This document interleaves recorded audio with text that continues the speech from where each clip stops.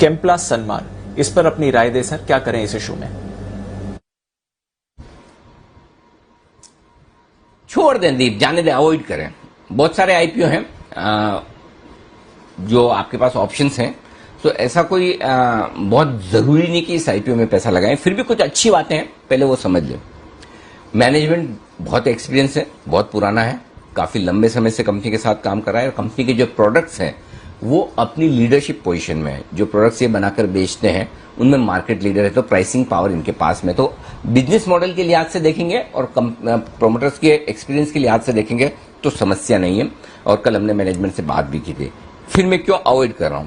पहली चीज जो अवॉइड है सबसे पहले मेरे लिस्ट में वो ये कि कंपनी ने 2012 में अपना शेयर डीलिस्ट किया था बॉम्बे स्टॉक एक्सचेंज से और साथ ही मद्रास स्टॉक एक्सचेंज से, और तब 15 रुपए में डीलिस्ट किया था।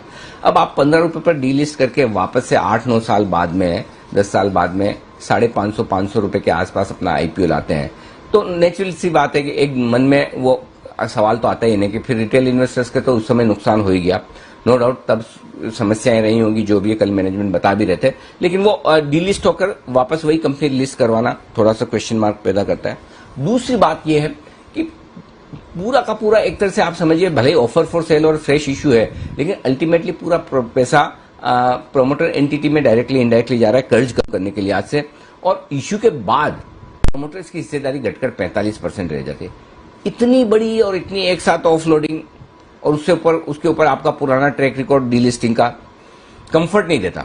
मैं ये नहीं कह रहा कि बिजनेस मॉडल खराब है, प्रोमोटर्स खराब है, लेकिन जो एक्शन है प्रोमोटर का वो थोड़ा सा कंफर्ट कम देता है। तीसरी बात एक और है जो डेटा के लिहाज से देखें, इन्होंने एक अपनी सब्सिडी कंपनी का एक्विजिशन किया जिसकी वजह से पिछला साल का फाइनेंशियल इनका बहुत तगड़ा आया, एकदम मुनाफा 10 गुना हो गया है ना, और मतलब एकदम से प्रॉफिट और सेल्स वगैरह के आंकड़े बड़े तगड़े आए। तो उसकी वजह से इक्विटी नेगेटिव है इनकी, नेट इक्विटी नेगेटिव पर है 31 मार्च को 350 करोड़ की। वैल्यूएशंस ठीक है, बहुत अट्रैक्टिव नहीं है। ऐसा नहीं कि मतलब जिसको देख के मुझे लगे अरे वाह क्या कंपनी है, क्योंकि इसका बिजनेस जो सीधे तौर पर कंपेयर करें तो फिनोलेक्स इंडस्ट्रीज के साथ में कंपेयर हो सकता है। फिनोलेक्स अगर मुझे इससे बड़ी साइज है, भले जो प्रोडक्ट ये बना रहे हैं जिसमें 80% मार्केट शेयर इनके पास है, फिनोलेक्स के पास 20% है, तो फिनोलेक्स के पास दूसरे बिजनेस भी बहुत है। तो फिर अगर वैल्यूएशंस के तौर पर फिनोलेक्स मेरे लिए है अवेलेबल, जो ज्यादा ट्रस्टेड कंपनी है, ज्यादा पुरानी कंपनी है, ज्यादा अच्छे वैल्यूएशंस पर मिल रही है, तो मैं क्यों ना जाऊं।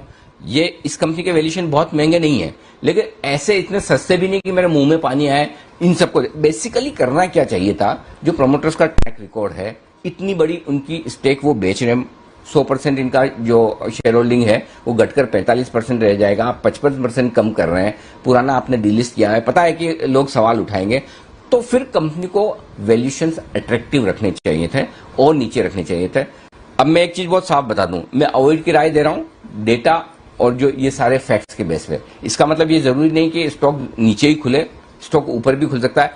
आपको ये डिसाइड करना है कि शेयर को आपको प्राइस के हिसाब से खरीदना है या क्वालिटी या फंडामेंटल एनालिसिस के हिसाब से। ये प्योरली फंडामेंटल एनालिसिस है। बाद में आप कभी कोई ट्रोल न करेंगे, अरे ये तो इतना लिस्ट हो गया, लिस्ट होने के बाद और बढ़ गया, कुछ भी हो सकता है, इट्स पॉसिबल।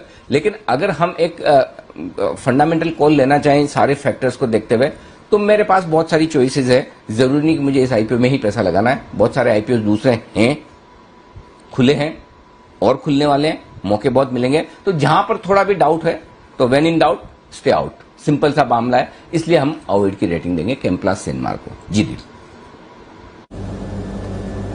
बिल्कुल सर, तो क्लियर इंस्ट्रक्शन है, स्टे अवे, अवॉइड है। काफी सारे विकल्प है, इसी हफ्ते और विकल्प है आपके पास, तो वहां पर आपको मौके मिलेंगे।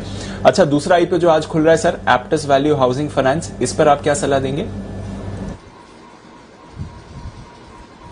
उस पर सलाह दूं उससे पहले हाँ, मैं एक डेटा गलत भूल गया कि प्रमोटर्स की होल्डिंग 55% रह जाएगी, 45% उनका डाइल्यूशन है। तो 45% रहने के बजाय 55% रहेगी, डाइल्यूशन 45% है। तो 55% भी कोई मतलब ऐसा 45% का डाइल्यूशन अपने आप में आजकल कौन से आईपीओ में आप 45% प्रमोटर को बेचते हुए देखते हैं, करेक्ट। सो उस हिसाब से मुझे लगता है कि प्रमोटर्स की होल्डिंग एक साथ 45% बिकना अच्छा संकेत नहीं, स्पेशली जब आपने डीलिस्टिंग करवाया हो, स्पेशली जब आपकी नेगेटिव इक्विटी दिख रही हो, ये सारी चीजें। तो ये तो होगी बात आपके लिए केम्प्लास सनमार्क की, जहां अवॉइड